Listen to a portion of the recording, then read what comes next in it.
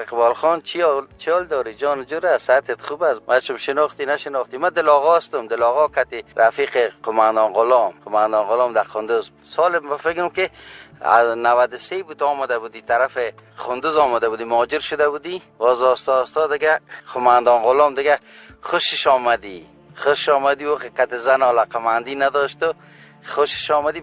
خیلی وقت کتیت بود بخیم تو زنش باری بودی دیگه. قماندان غلام یکم قصه میکرد میگفت که ما باور میکنیم میگه که 4 تا زن دیگه هم بگیرم مزه که ما از اقبال دیدیم از زیر نخواهده که دیده باشم در لباته.